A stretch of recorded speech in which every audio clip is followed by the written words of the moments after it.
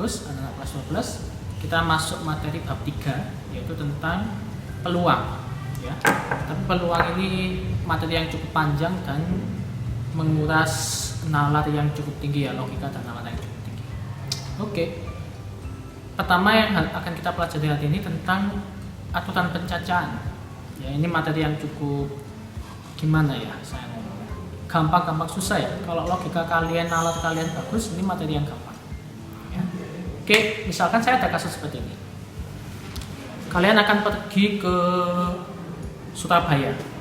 Ya. Pergi ke Surabaya itu ada nggak lewat tol saja kan, ada jalan-jalan besar lain yang bisa kalian lewati kan. Misalkan kalian pergi ke Surabaya itu lewat Pasuruan. Kalian ke Pasuruan itu ada 4 pilihan jalan. Dari Pasuruan ke Surabaya sendiri ada 3 pilihan jalan. Nah, nanti kalian dari Malang ke Surabayanya itu ada berapa pilihan jalan yang bisa kalian lewati. Kalau cepat tuh ya, misalkan lewat jalur pertama ke Pasuruannya, terus ke ke Surabayanya, dari Pasuruan ke Surabaya lewat jalur kedua. Misal ke Pasuruan lewat jalur kedua, ke Surabayanya lewat jalur pertama, dan seterusnya. Nah, itu kalian mencarinya bagaimana? Nah, terus misalkan ada lagi,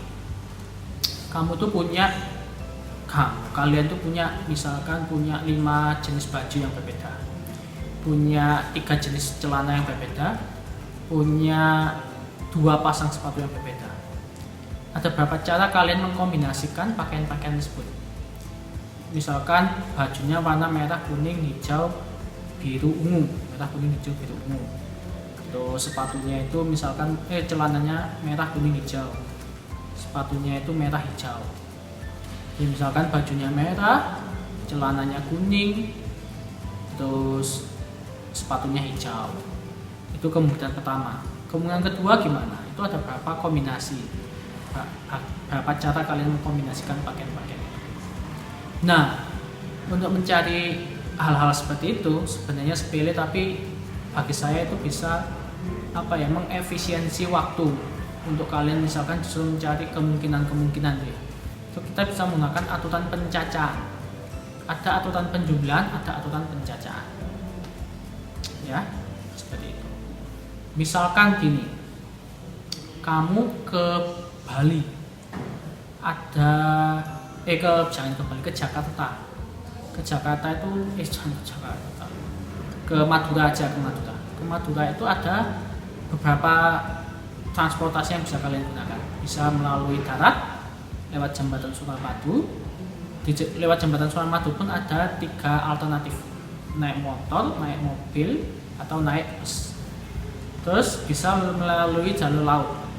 Jalur laut itu ada 2 alternatif, menaiki kapal yang besar atau menaiki kapal yang kecil.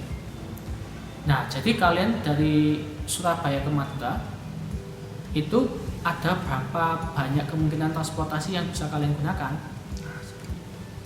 Contoh penetapan aturan pencacahan, aturan penjumlahan.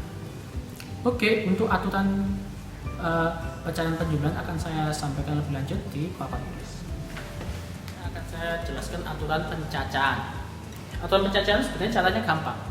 Jadi misalkan ada A, B, C, D kemungkinan. A itu mewakili kemungkinan pertama atau cara pertama, banyaknya cara atau kemungkinan pertama.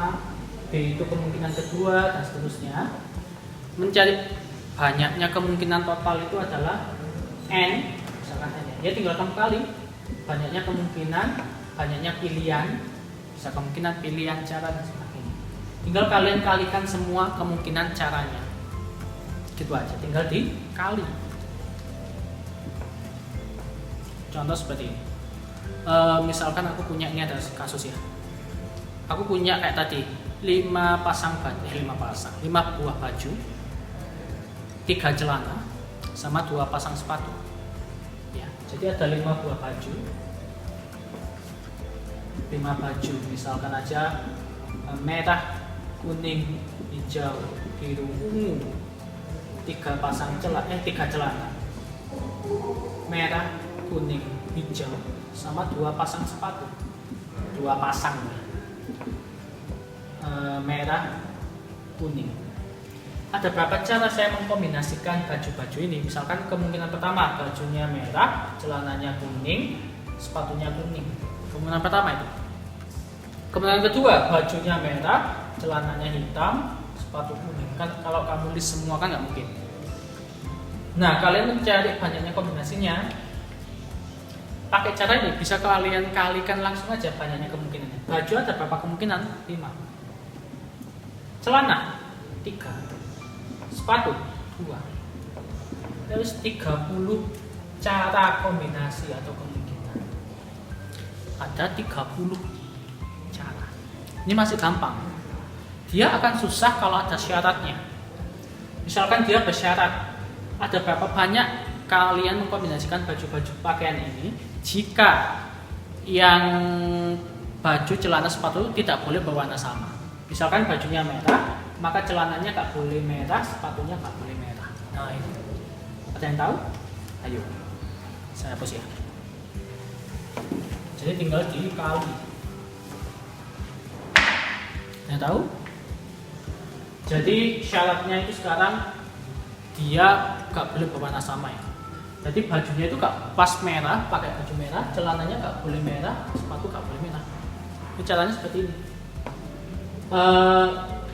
Berarti untuk bajunya itu berarti nanti ada berapa kasus berarti nanti ada, kita ambil itu yang paling dikit di antara baju, celana, sepatu. Yang paling dikit apa? Sepatu kan? Jadi kita lihat dari sepatunya. Saat sepatunya itu merah, maka celananya itu gak boleh merah.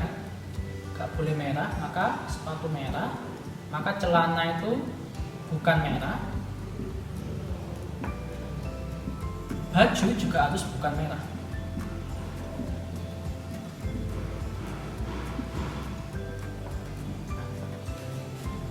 Jadi nanti sepatunya itu ada berapa kemungkinan? Cuma 1, cuma merah aja. Jadi 1 dikali celananya gak boleh merah, berarti ada 2 kemungkinan, kuning atau hijau. 2. Kan celananya gak boleh merah ya, jadi bisa kuning bisa hijau. Dikali bajunya itu juga gak boleh merah, gak boleh kuning, gak boleh hijau. Misal kalau celananya kuning, berarti nanti kuningnya juga nggak boleh kepake, kan nggak boleh berwarna sama. Nanti merah dihapus, antara kuning hijau dihapus, berarti dihapus 2 ya, berarti sisa 3. Jadi ada 6 cara cuma. Ini kasus yang susah, yang harus dianalisis. Kalau nggak ada syarat apa-apa sih enak, langsung dikali saja. Itu contoh tentang pakaian. Sekarang contoh tentang itu. Yang lain. Tapi sebelum ke situ saya kasih soal dulu. Kalian nanti jawab di Google Form di bawah ini. Misalkan aku itu punya ini 4 topi, terus 6 seragam, terus 5 celana, terus 3 pasang sandal. Ada berapa cara saya mengkombinasikan semua itu? Kalian jawab di kolom di Google Form di bawah ini. Oke. Terus sekarang lanjut ya. Kalian jawab itu berapa? Ya. Sekarang contoh yang lain. Misalkan ini ada suatu kotak A, B, C. Kotak A ke B itu ada 5 kemungkinan jalur lintasan. Bisa lewat atas, bisa lewat sini, bisa lewat sini, bisa lewat sini. B ke C itu ada 3 lintasan. Nah, misalkan si Salsa ingin pergi dari A ke B ke C. Ada berapa lajur, ada berapa kemungkinan perjalanan yang bisa dia gunakan? Dari A ke B, misalkan lewat atas, kemungkinan pertama ya lewat atas, terus lewat atas lagi. B ke C nya. Kemungkinan kedua lewat atas terus B ke C lewat tengah. Kalau kalian list satu-satu kan nggak mungkin. Nah itu ada berapa kemungkinan? Kita bisa pakai aturan perkalian. A ke B ada berapa kemungkinan jalan? 5. B ke C ada berapa kemungkinan jalan? 3. Tinggal kalian kali 15. Sekarang pertanyaanku lagi. Dari A ke B ke C kembali lagi ke B, kembali lagi ke A. Ada yang bisa jawab? Dan dia boleh melewati jalur yang sama. Jadi gak ada syarat apa-apa. Misalkan dari A ke B, B ke C lewat atas semua. Pas pulang C ke B boleh lewat atas lagi. B ke A boleh lewat atas lagi. Itu ada berapa kemungkinan cara? Ayo, kalian tebak. Kalian jawab di kolom komentar di bawah ini. Terus sekarang ini kalau tanpa syarat ya, ini yang tanpa syarat. Kalau dengan syarat A ke B ke C ke B ke A, tapi ada syaratnya, dia nggak boleh melewati jalan yang sama. Misalkan A ke B lewat atas, nanti pas pulang B ke A nggak boleh lewat atas lagi. Nah itu ada berapa cara? Kalian juga kalau jawab di kolom di bawah ini. Ya, clue-nya gimana yuk? Yes, kalau sudah dilewati wis hilangkan jalurnya. Ya, kalian jawab di kolom ini. Ini kalian langsung ketemu jawabannya. Betul apa salah? Oke, itu yang kemungkinan pertama. Kemungkinan kedua, contoh kedua. Contoh lagi. Banyak contohnya. Misalkan pemilihan ketua kelas di kelas 12 TKJ 1 ya. Itu misalkan ada siapa aja, misalkan Evan, Agni, Astrid, Sony, cowok satu lagi, Adi.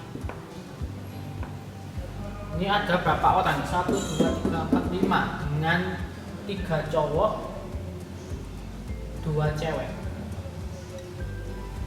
3 cowok, 2 cewek. Nah, ini kita akan menyusun ketua, wakil, sekretaris. Nah, pertanyaannya adalah sekretaris. Ada berapa cara menyusun keanggotaan ketua, wakil, sekretaris dari 5 orang ini? Yang pertama gampang, yang tanpa syarat ya. Ketuanya ada berapa pilihan orang? Pilihan cara ada 5. Kan ketua kan kalau sudah kepilih gak boleh jabat lagi kan, ya wis. Kalau ketua sudah kepilih berarti orang itu gak dipilih lagi kan. Ketua sudah kepilih, berarti wakilnya ada berapa kemungkinan pilihan orang? Kan ketuanya tadi misalkan Evan sudah kepilih, berarti Evan nanti wis jadi ketua kan, hilang 1 kan. Berarti ada berapa sisa pilihan orang? 4. Dikali sekretarisnya. Tadi sudah Evan sudah bisa jadi ketua, Astis misal sudah jadi wakil, sudah hilang ya. Sisa pilihan orangnya 3. Tinggal kalian cari 60 cara untuk mencari apa itu komposisi ketua, wakil, sekretarisnya. Nah, sekarang ada syaratnya. Jika ketuanya itu cowok, ketuanya itu harus cowok, wakil sekretarisnya bebas. Itu ada berapa cara menyusun pengurus kelasnya? Ayo kalian pakai analisis. Ketuanya harus cowok. Terus sekarang kalau ketuanya harus cewek juga, itu ada berapa pilihan cara? Kalian jawab di kolom komentar di bawah. Kolom komentar. Ya kalau Instagram ya. Kalian jawab di Google Form di bawah ini. Oke. Itu tentang contoh yang lainnya, contoh ketiga. Apa lagi ya? Terus menyusun angka. Oke. Ini terakhir. Menyusun angka. Menyusun angka. Misalkan aku itu punya angka 1, 2, 3, 4, 5, 6, 7. Itu akan disusun. Yang pertama bilangan ribuan. Itu ada berapa cara menyusun? Ada berapa cara menyusun bilangan ribuan ini? Bilangan ribuan itu berapa digit sih? Misalkan 1000, aku misal ngambil dari angka-angka ini ya, itu akan disusun bilangan. Misalkan bilangan 1356. Ini berapa angka? 1, 2, 3, 4. Jadi harus ada 4 angka. 4 angka dipilih dari angka ini. Ada berapa kemungkinan angka yang terbentuk? Wow. Ada berapa cara menyusun? Ya wis pakai aturan kerja saja. Ini nggak ada syarat apa-apa ya. Kalian buat 4 kotak. Kenapa kok 4? Karena ribuan ada 4 digit. Yang mungkin jadi angka pertamanya yang mana? Ya semua. 1 bisa, 2 bisa, 3 bisa, 4 bisa, 5 bisa, 6 bisa, 7 bisa. Jadi ada 7 kemungkinan cara. Ini bukan artinya angka depannya 7 loh ya. Enggak. Ini tuh 7 di sini tuh artinya 7 kemungkinan angka yang bisa dipilih. Terus yang ini, misalkan tadi aku pilih angka 1, di sini boleh satu lagi nggak? Angka 1100 ini boleh nggak? 1156 boleh. Boleh. Berarti angka yang kepilih boleh dipakai lagi. Berarti angka kedua ini juga ada 7 kemungkinan angka. Yang ini juga ada 7 kemungkinan angka. Ini juga ada 7 kemungkinan angka. Tinggal kalian kali. 7 kali 7 kali 7 kali 7. Berapa itu? 49 kali 49.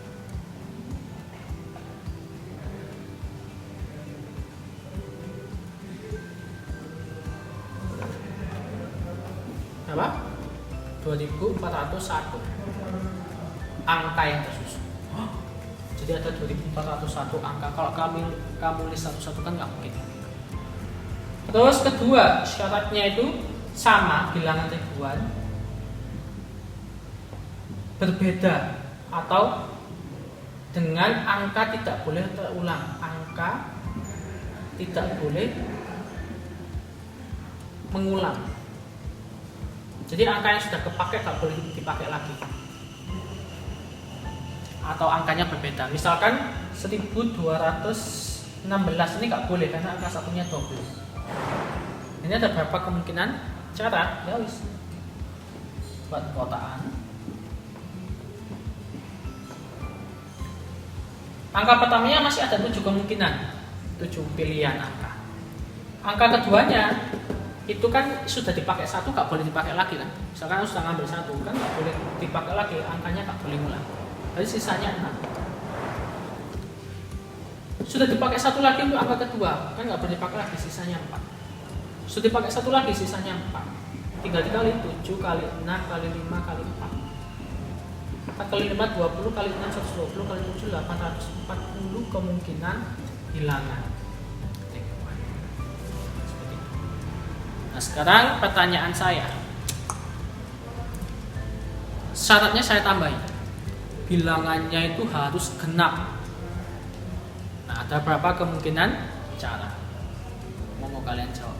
Jadi bilangannya itu selain angkanya tidak boleh berulang, bilangannya itu harus genap. Ciri khasnya bilangan genap itu apa?